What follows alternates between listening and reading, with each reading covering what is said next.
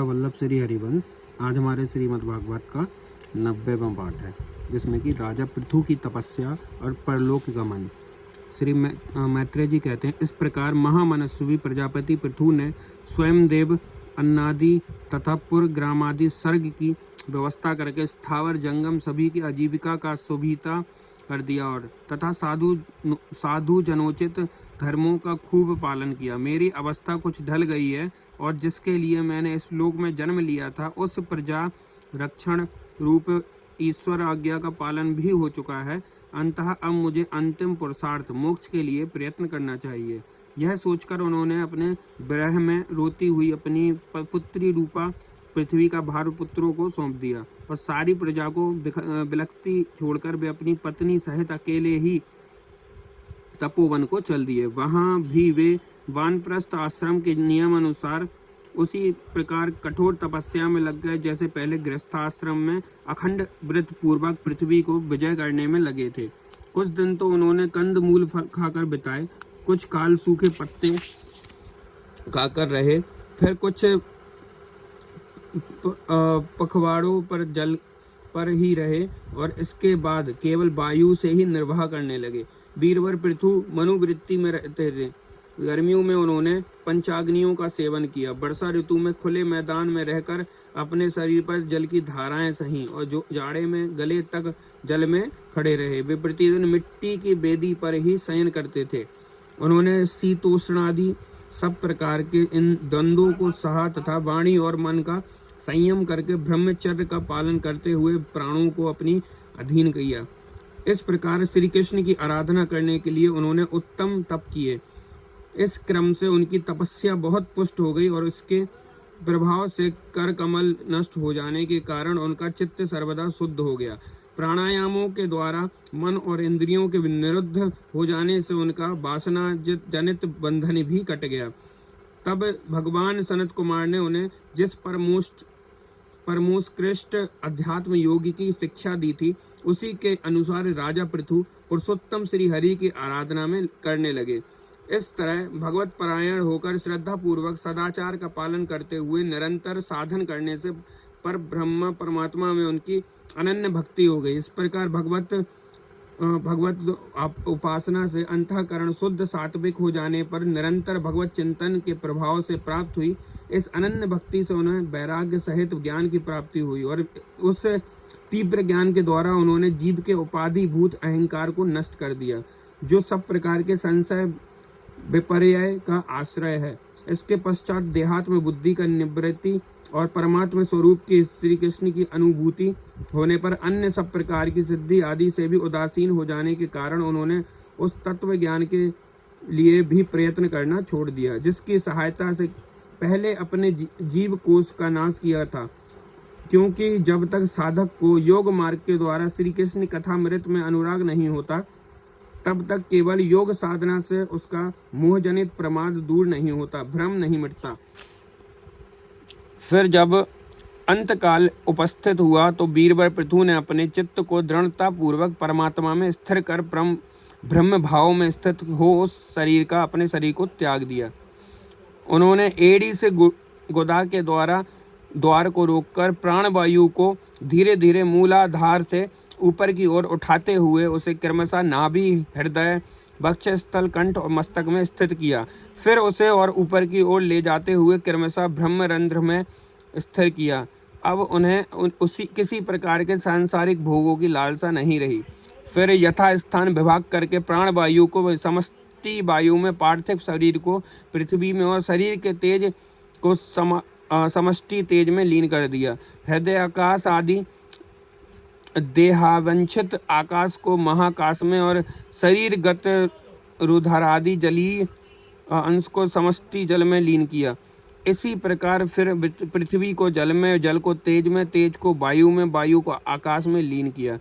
तदंतर मन को साविकल्प ज्ञान में जिनके अधीन बह रहता है उन इंद्रियों में, इंद्रियों को उनके कारण रूप तन्मात्राओं में और सूक्ष्म भूतों तन्मात्राओं के कारण अहंकार के द्वारा आकाश इंद्रियां तन्मात्राओं को उसी अहंकार में लीन किया, अहंकार को महतत्व में लीन किया। फिर संपूर्ण गुणों की अभिवृत्ति अभिव्यक्ति करने वाले उस महतत्व को मायोपाधिक जीव में स्थित किया। तदंतर उस माया रूप जीव की उपाधि को भी उन्होंने ज्ञान और वैराग्य के प्रभाव से अपने शुद्ध ब्रह्म स्वरूप में स्थित होकर त्याग दिया।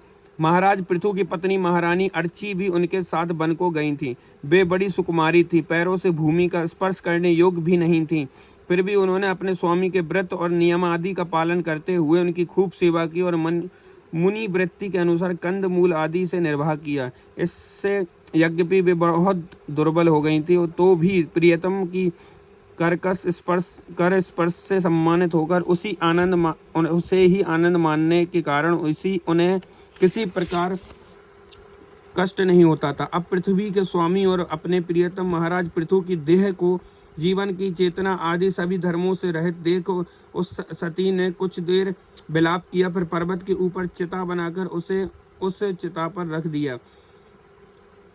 इसके बाद उस समय के सारे कृत्य कर नदी के जल में स्नान किया, अपने परम पराक्रमी पति को जलांजलि दे आकाश स्थित देवताओं की वंदना की और तथा 3 बार चिता की परिक्रमा कर पतिदेव के चरणों का ध्यान करती हुई अग्नि में प्रवेश कर गईं। परम साध्वी अर्ची को इस प्रकार अपनी पति वीरवर पृथु का अनुगमन करते देख सहस्त्रों वरदायिनी देवियों ने अपने अपने पतियों के साथ उनकी स्तुति की। वहां देवताओं के बाजे बजने लगे। उस समय उस मंदराचल के शिखर पर वे देवांगनाएं पुष्पों की वर्षा करती हुई आपस में इस प्रकार कहने लगी। देवियों ने कहा, ओह यह स्त्री धन्य है, इसने अपने पति राजेश्वर पृथु की मन वाणी शरीर से ठीक उसी प्रकार सेवा की है जैसे श्री लक्ष्मी जी यज्ञेश्वर भगवान विष्णु की करती हैं। अवश्य ही अपने अचिंत्य कर्म के प्रभाव से यह सती हमें भी लांघकर अपने पति के साथ उच्चतर लोकों में जा रही है। इस लोक में कुछ ही दिनों का जीवन होने पर भी जो लोग भगवान के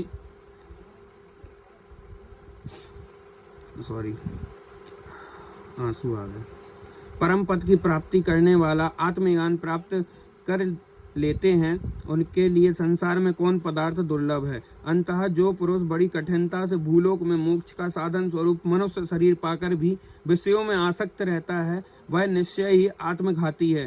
हाय हाय वह ठगा गया। श्री मैत्रेय जी कहते हैं, विदुर जी जिस समय देवांगनाएं इस प्रकार स्तुति कर रही थी, भगवान के जिस परम धाम को आत्मज्ञानियों में श्रेष्ठ भगवत प्राण महाराज पृथु गए, महारानी अर्ची भी उसी पतिलोक को गई। परम भागवत पृथु जी ऐसे ही प्रभावशाली थे, उनके चरित्र बड़े उदार हैं। मैंने तुम्हारे सामने उनका वर्णन किया। जो पुरुष इस परम पवित्र चरित्र को श्रद्धा पूर्वक निष्काम भाव से एकाग्र चित्त से पढ़ता, सुनता और अथवा सुनाता है, वह भी महाराज पृथु के पद भगवान के परम धाम को प्राप्त होता है।